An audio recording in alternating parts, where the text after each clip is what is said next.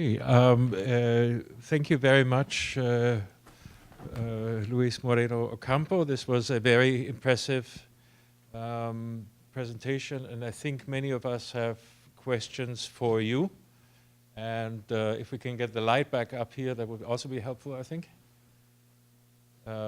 So we have about half an hour, if we need it, to take audience questions. Perfect. Also for Monica. Yes. I love your idea that we should work on behalf of justice for everyone, but at this time we're seeing more and more anti-Semitism and global terrorism, especially targeting Jews. And although I would love to put all my energy going for justice for everyone, what can I, as a Jew, do to help my fellow Jews? Do justice for everyone. You do that justice for everyone. You know what happened? If you're a Muslim and you see Muslim TV, what you will see, Muslim kill all the time. Muslim people kill all the time because technology is moving us to a more primitive society. It's not helping us to move to a more sophisticated society because technology is focused in what happened to me and my group. And as you feel Jewish are attacked, and it's true, Muslims feel the same. And in some way, that is also true. So it's not a way to kill the other. It's not a way to protect myself. Hiroshima developed a concept that the only way to protect Hiroshima from a new nuclear attack, is that no city in the world receive a nuclear bomb. And I think that's the only option. No, but just give me a point. The problem is, I understand the fear. Look, I was involved for 3 years in Palestine-Israel problem. The Palestinian Authority requested my intervention in Gaza. And I was listening to them, and then I dismissed the case. And in this process, I was in touch with Israel authorities. And one of them gave me a very interesting point. He said, look, we trust that you were impartial, but for us, impartiality is not enough. Because I have my kids at risk. I don't like to put my kids in the hands of an impartial person. I like a partial person. But the problem is the Palestinians are the same. And then the lack of impartial authority is complicating our interaction with them. That's my point. That's my point.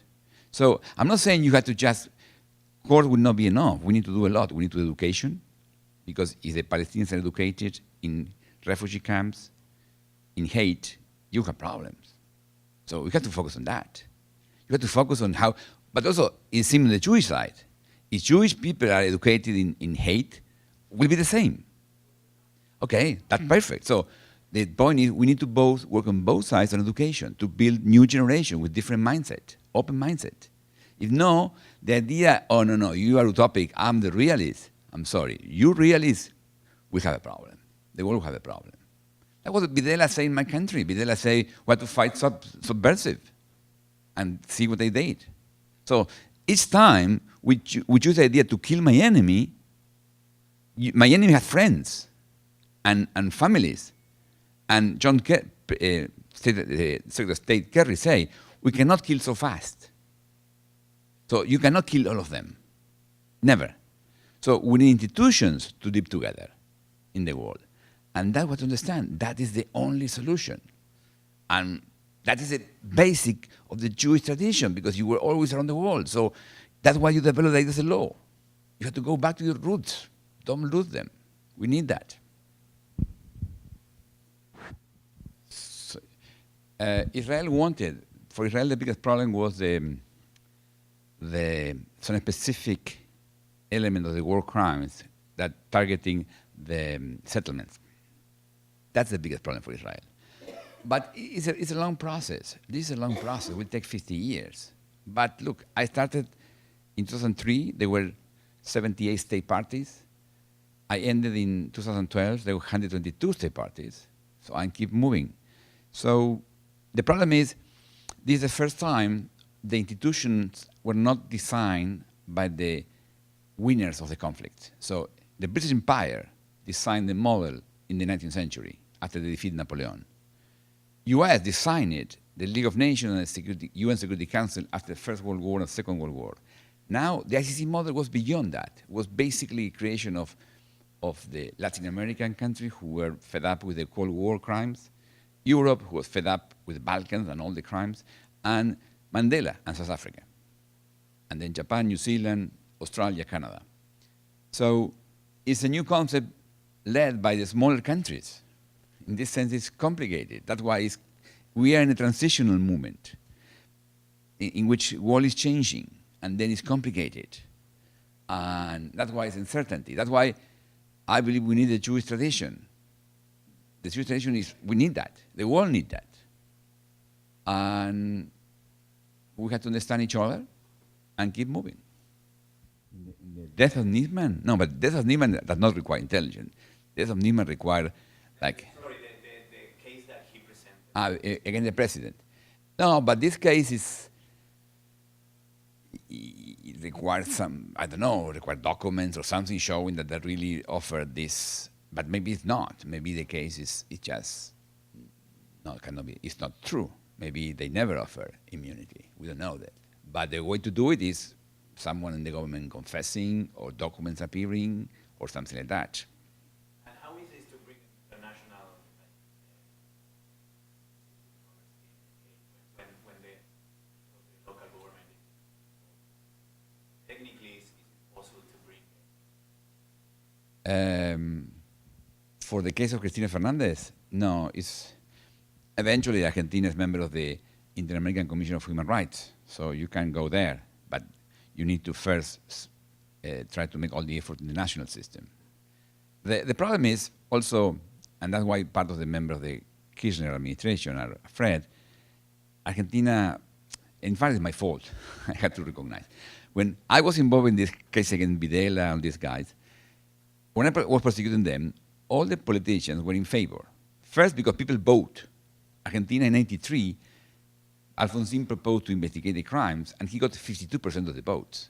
That was an amazing thing in '83. In '99, 6 years later, in Uruguay, they had a referendum to investigate the crimes of the past or not, and 59% say no. And in Chile, in '87, Pinochet went to vote, and he lost the referendum, but he got 47% of the votes. In Argentina, Manrique, who was representing the army people, got 1%. So Argentina in '83 was really very, very unique case. People demanding justice. And I believe we should do the same now in this case. That's why your pressure is important. We have to keep pressuring. Nisman case should be clarified. Any suspicion on... I told Mr. Timmerman, you should really do something, whatever you can, to clarify your position. He's Jewish. He should clarify what he did. He said he would do that. I don't know. What I can tell you is that's a problem, because justice is different than relation between states. And the world is organized on the states' relations. And they don't care about justice. That's why for me it's so important to keep building this global justice system, to justice for people. States had to do the same, but they had to, any negotiation should respect justice. Let me give you an example in my personal life. I was investigating the genocide in Darfur. Then I announced that I would present the case. And my office received a call from a legal advisor of the embassy at The Hague saying, look, we learned that you're going to indict a minister in the Sudan. My country believes a minister is not high enough. You should go higher. Okay. My office said, thank you very much for your advice. Goodbye. Same day, same person, the legal advisor of the same embassy, called us again and said, I'm so sorry. I sent a cable to the capital explaining my conversation with you, and now they told me, no, it's wrong, because we are negotiating with the Sudan. Tell the prosecutor to stop the case. So in the morning, they were urging us to go higher than the minister. In the afternoon, they urged us to stop the case. And that is normal. That's what they do. They don't care about justice. That's why I respect that. States have to do their negotiation, but there's a line that they should respect. And that I need people understanding that to make it world better. Thank you for the question, because I was trying to explain to him that and I forgot. My mind went to a different direction. That was my fault, I say. When I prosecuted generals, all the politicians were supporting us. Because in fact, it's not just the election that I went to the story of the election. It's also because they don't like the military coming back to power, because they like to keep power for themselves. But then, when after the law, the punto final and the audiencia de vida law, the due obedience law, when they stopped the investigation, I said, okay, I replaced Trasera as the chief prosecutor in Buenos Aires, so I said, okay, I will focus on the abuse of power of democracy, corruption. So I started to investigate corruption. And then the politicians were furious with me. Because different. Hey, what are you doing? It's our friend. So at that way, Menem say, Courage, say, there are two kinds of prosecutors and judges, friends or enemies. We like friends. And they appoint AJRC and awful judges and prosecutors.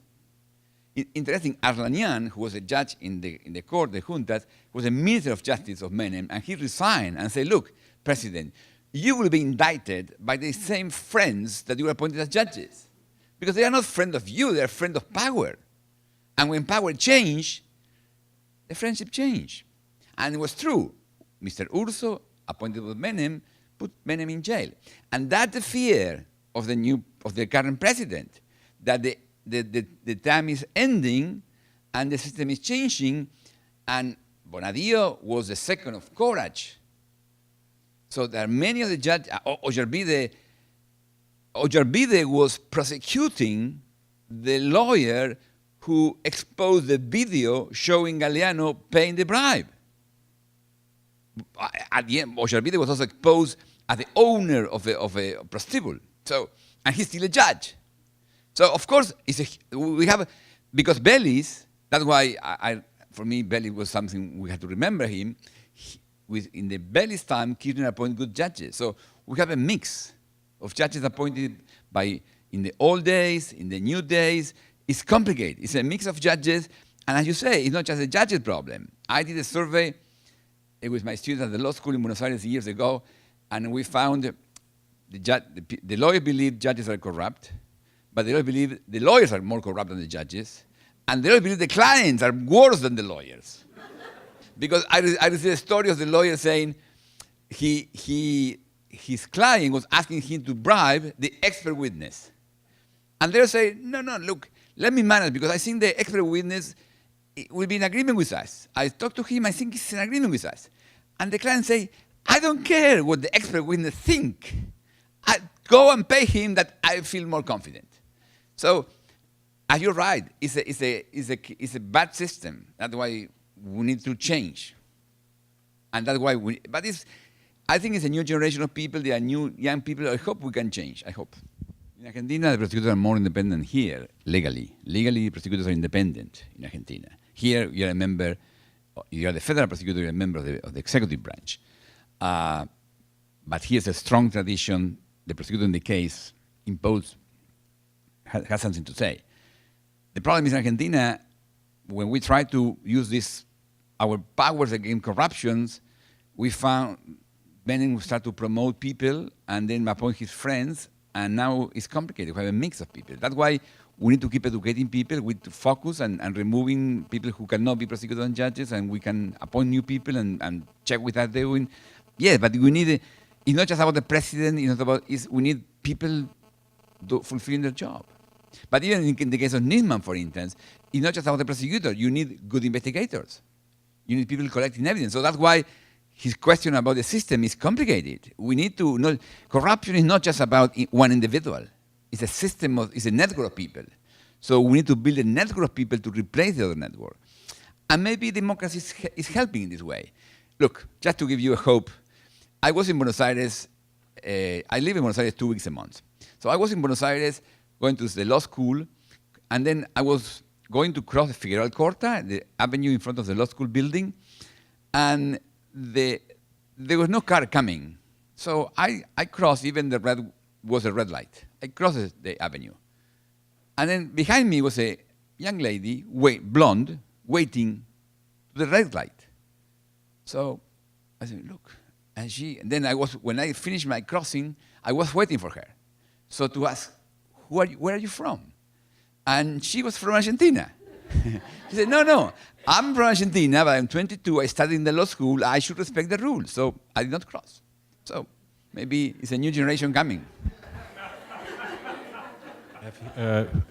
Monica Cooper, and then one more audience questions, and then we'll wrap it up. I would like to refocus a little bit on Niesman's work. So he's dead, and we have investigation over him, and the fact of the matter is that he's dead. But he left 10 years, at least, of prosecutorial work in the case of the AMIA.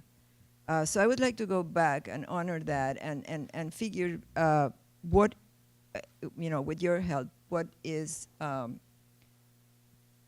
case that he presented against the president and the foreign minister and other people. You mentioned that you can't. You gave the example of you as a prosecutor dealing with Sudan and. You can't deal with the president of in this case, Prime Minister of Sweden, but you're the prosecutor. What happened here was different. This was the president and the foreign minister talking to Iran and leaving the prosecutor, which in this case is Niesman, and the judge, in the case of the AMIA, outside of those conversations, and not really seeking prosecution of the indicted Iranian officials. They were seeking, as far as Niesman's scant evidence that we have right now shows, they were seeking immunity. And the point is that the conversation with Iran was about 5 of those 8 originally incriminated people, and those were the 5 that had the red cards. So why 5 and not 8? If prosecution was what was being pursued, why they were talking about 5 and not 8? So all those pieces together seem like a betrayal to 10 years of work that Niesman was putting in this case. When if you are a prosecutor, I guess you sort of can feel how you are left out of the conversation all of a sudden. So I wanted you to address what is Niesman's situation right before he dies. He's indicting, or he's presenting an accusation to the president on the basis of this scenario. First, on the red notice. The red notices are issued by Interpol. Interpol is like an NGO. It's a cooperation between police around the world to communicate information. But because belong to all the states in the world, for them it's highly complicated to include highest authorities. For instance, in the Darfur case, I talked to Noble, and they include the minister, because I did whatever the legal advisor told me, I indicted the minister. And the minister is a red notice. But when we got a arrest warrant against President Bashir of Sudan, he was not involved. Interpol told me, look, we will not get the approval for that, even no request. So this is a practice. So in the case of the Iranian, of the AMIA case, the highest level people were more complicated. As soon as I saw the Nobel is talking always that Timmerman was pushing him always to keep the red notice. Timmerman went to see him, send emissaries to see him and talk to him. So on the red notice, the government is not weak. They were doing its job, and it's not their fault that the other red notices are not there. why Nisman believe he has a strong case, that is a subjective issue. It's difficult to evaluate. My feeling is, before that, in the case, when I was the ICC prosecutor, I had to deal with Sudan government because I had no I was a stateless prosecutor. I had no government. My office was the first prosecutor office without government. So I had to do a prosecutor in court, investigate, and deal with ministers and presidents. So that was my job. It's not the case when you're a national prosecutor. When you're a national prosecutor, it's the Minister of Foreign Affairs who deal with other states. When Baltasar Garzón asked the extradition of Pinochet, it was Spain requesting the extradition. It was not Garzón talking. So it's normal. Prosecutors and judges talk to prosecutors and judges, but between Minister of Foreign Affairs, it's a conversation between them. That is normal. I'm not sure why maybe you're right, Nisman was unhappy. I don't know if Timmerman talked to Nisman in advance. I don't know that. But maybe he was unhappy on that, and he has suspicions. That's fine. He could have suspicions. The problem is to prove a case, you need evidence. And that is not yet there. It's fine, because it's the beginning of the process, but it has not yet evidence. And when you read the letter of the formal letter of the agreement, it's nothing saying that it's a cover-up, because they invented a committee to, like a liaise between judges in Argentina and in Iran, to allow the judge in Argentina to interview the persons in Iran. That was the concept. The Iranians were hoping that this committee will decide the evidence, will make a comment about the case. That was the goal of Iran. The goal of Iran was to stop the case. I had no doubt on that. On the Iran side, they were really ready to stop this case. But it's nothing saying that the Argentinian side was doing the same. And the fact that there are this group, the LIA, and these people trying to make agreements on business, okay, that is, maybe you don't like it, and maybe you can say politically it's incorrect, but it's not a crime. And it's not showing the president attempt to cover up. So on this, I'm sorry, I'm legalistic. I believe in the law, and so if there's no evidence, no evidence for me. That's the point. So if that the Iranians were interested in stopping the case, Yes.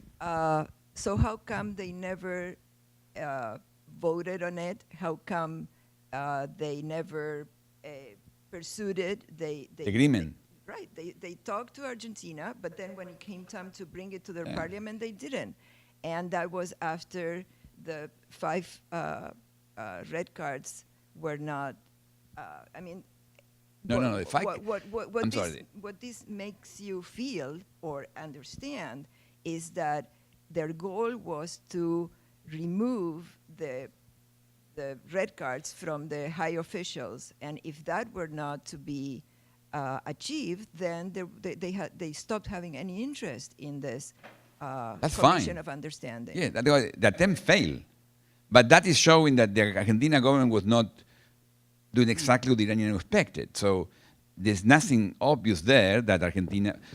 Let me go back. The 8 names and just 5 red notices were decided before the memorandum. Well, that's before. And the memorandum was trying to move, at least for these 5 guys. And the Iranians were aiming to use to stop it, and at the end they did not sign. Why they did that? I have no idea. They evaluate was not good for them. I don't know. Or they changed, or something changed. I have no idea. I was not in Iran. But it's not proving that the president of Kirchner was covering up the AMIA people, the AMIA suspects. That is the point I am trying to insist. There is no evidence that the president did that. Maybe she did it, and we can prove it, but until now, it's no evidence. And as a lawyer, I refuse to recognize, okay, even Nisman has suspicion, I respect Nisman, but I'm sorry. Maybe he has more evidence and he cannot present it, and that's the reason of the death. I don't know. I was told that we should now conclude, and I want to conclude by thanking the organizers and especially our distinguished speaker, Luis Moreno Ocampo, for his perspective. This is a discussion that is ongoing, and it's conducted with great passion. but the current case should not obscure the real concern that brought us together, and that is the 1994 Amia bombing and the victims of that attack, and that people need clarification, as you also pointed out. There needs to be some sort of closure, and we should not be distracted from that major concern. In this sense, if I may, you and Rabbi could do more than lawyers and prosecutors, no? Because closure is about the feelings, and then maybe you can do ceremonies or something to start to help victims to understand, okay, we did a lot, we progressed, we can identify who are the main perpetrators, even without the names, without the conviction, so, and keep moving, keep pursuing justice. Thank you very much. The Thank last you, word thank you. is Alberto Jimenez. Excelente. On behalf of the Argentinian Jewish Relief Committee, I really thank you for coming this afternoon. Thank you, Professor Ocampo. Thank you, Monica. Thank you, Michael. It was fantastic. And also we have to thank two more people from the Institute or from the Center of Jewish Study and the Elie Wiesel Center. It's Teresa Coney and Diane Benzel. Really appreciate they were fantastic working with us today. In addition to our thanks goes to Laurie Covens. Thank you so much for your help. Pablo Goldberg, Andres Rabinovich, where are you? And Sergio Kogan. Thank you, Sergio. And we have a list of sponsors. We have AJC, ADL, JCRC, CJP, the Synagogue Council of Massachusetts, the Hillel Council of Massachusetts, El Planeta Spanish Newspaper, Instituto Sarmiento, La Voz Argentina en Boston, la Asociación de Argentinos de Nueva Inglaterra, Global Embassy of Activists for Peace. And please raise Miguel Lessing, Osvaldo Golijov, please do that, Silvina Grat, Monica Cooper, Claudia Lach, Cecilia Kramer. This is part of the team that put together this work. And of course, I would like the rest of the members of the AJRC to stand up, and a big applause.